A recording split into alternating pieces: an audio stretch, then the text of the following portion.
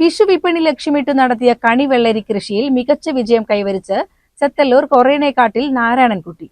അത്തിപ്പറ്റ പുഴയോരത്തുള്ള മുള്ളൂരി പാടശേഖരത്തെ സ്വന്തം കൃഷിയിടത്തിലാണ് ഇദ്ദേഹം വെള്ളരി കൃഷിയിറക്കിയത്. പാരമ്പര്യമായി കർഷക കുടുംബാംഗമായ നാരായണൻകുട്ടി കൃഷിയിലെ ലാഭനഷ്ടത്തെക്കാൾ ഉപരിയായി അർപ്പണബോധത്തോടെയാണ് ഈ മേഖലയിൽ പ്രവർത്തിക്കുന്നത്. ജനുവരി ആദ്യവാരത്തിലാണ് വെള്ളരി വിത്തുകൾ പാകിയത്.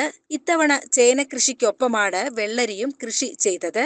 പുഴയുടെ തീരത്തുള്ള കൃഷിയിടമായതിനാൽ പുഴയിൽ നിന്ന് വെള്ളം പമ്പ് ചെയ്താണ് നനയ്ക്കുന്നത്. കഴിഞ്ഞ ദിവസം മുതൽ പാകമായ വെള്ളരികളുടെ വിളവെടുപ്പ് ആരംഭിച്ചു. പച്ചവെള്ളരിയും സ്വർണ്ണ നിറത്തിലുള്ള പഴുത്ത വെള്ളരിയും വിപണിയിൽ എത്തിക്കുന്നു.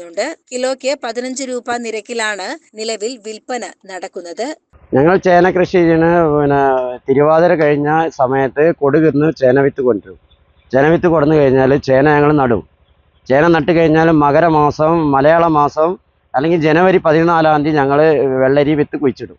വെള്ളരി വിത്ത് കുഴിച്ചിട്ട് ഞങ്ങൾ വെള്ളരി വിളവെടുക്കും, കൂട്ടത്തിൽ ചേന എടുക്കും. ചേന എടുത്തു കഴിഞ്ഞാൽ ചേനേന് പുല്ലും കാടൊക്കെ കിട്ടും. പക്ഷേ ഞങ്ങൾക്ക് വെള്ളരി പറഞ്ഞാൽ ഞങ്ങൾക്ക് 10 രൂപയുള്ളൂ. പക്ഷേ കടക്കാർ അത് 40 രൂപയ്ക്ക് വിൽക്കും. ഞങ്ങൾ നല്ല കണിവെള്ളരി ആയിട്ട് വിൽക്കും. പിന്നെ അത് കഴിഞ്ഞാൽ ചേന ഞങ്ങൾ നനച്ചുണ്ടാക്കണം. ചേന ഞങ്ങൾ ചിലപ്പോൾ നല്ല വിലയ്ക്ക് വിറ്റിട്ടുണ്ട്. ഞങ്ങൾ 3 കൊല്ലം മുന്നേ 60 രൂപയ്ക്ക് ചേന വിറ്റിട്ടുണ്ട്. അതേ സമയത്ത് കഴിഞ്ഞ കൊല്ലം ഞങ്ങൾ 15 രൂപയ്ക്ക് വിറ്റിട്ടുണ്ട്. ഞങ്ങൾക്ക് ചേന കൃഷി ഞങ്ങൾ സ്ഥിരമായിട്ട് ചെയ്യണ കൃഷിയാണ്. എൻ്റെ അച്ഛനായിട്ട് ചെയ്യണ കൃഷിയാണ്. അച്ഛനായിട്ട് ചെയ്യണ കൊറേനേക്കാട്ടിൽ മൂത്താൻ പറയും. അതിൻ്റെ മകനാണ് നാരായണൻകുട്ടി എന്നാണ് എൻ്റെ പേര്. അവിടെ ഞങ്ങൾ സ്ഥിരമായിട്ട് കൃഷി ചെയ്യലുണ്ട്. ഞങ്ങൾ ഒരു കൊല്ലം നഷ്ടം വരിച്ച് ഒരു കൊല്ലം ചെയ്യാതിരിക്കില്ല.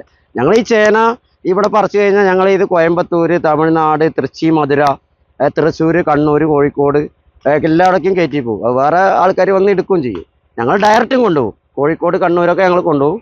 തൃശ്ശി, മധുരയൊക്കെ അത് വേറെ ബ്രോക്കർ വെച്ചിട്ട് വേറെ കൊണ്ടുപോകും. പാലക്കാട്, തൃശൂർ, എറണാകുളം, കോഴിക്കോട്, ചേലക്കര എന്നിവിടങ്ങളിലേക്കും മലപ്പുറം ജില്ലയിലെ വിവിധ പ്രദേശങ്ങളിലേക്കും ഇവിടുത്തെ വെള്ളരികൾ എത്തുന്നുണ്ട്.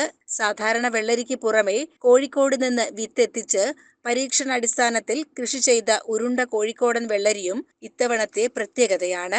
ഇതിന് ഒരെണ്ണത്തിന് വിപണിയിൽ 60 രൂപയോളം വില ലഭിക്കുന്നുണ്ട്. സഹോദരൻ ഗോപാലകൃഷ്ണനും നാരായണൻകുട്ടിക്കൊപ്പം കൃഷിയിൽ സജീവമാണ്.